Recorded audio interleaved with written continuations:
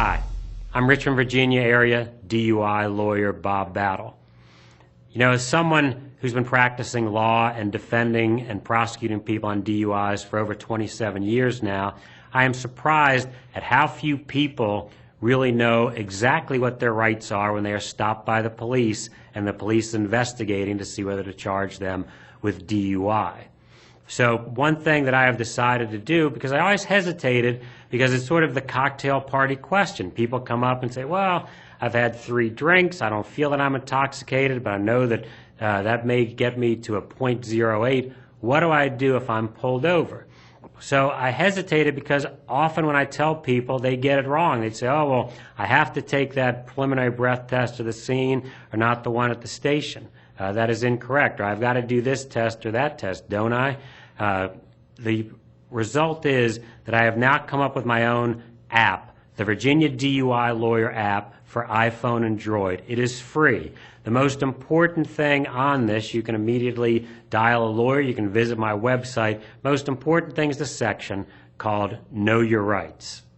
But if you are someone who legally drinks and drives, if you are someone who takes any medication, prescription medication, that one of the side effects may be drowsiness, you need to know your rights. Because I have seen time and time again people who, had they properly asserted their rights, would not be convicted of a DUI offense.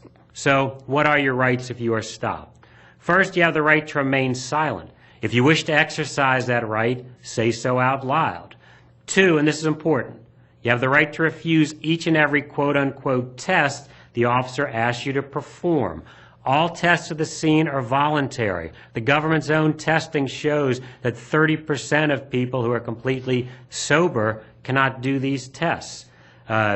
This includes the preliminary breath test. This is the handheld breath test at the scene. You do not have to take it. There's no penalty for not taking it. These instruments are very inaccurate. They're not properly maintained. They're thrown in the back of the police officer's cruiser. 3, if you're not under arrest, you have the right to calmly leave. 4, you have the right to a lawyer before answering any questions. Anything you say can and will be used against you. You have the right to refuse to consent to a search of yourself, your property, or your car.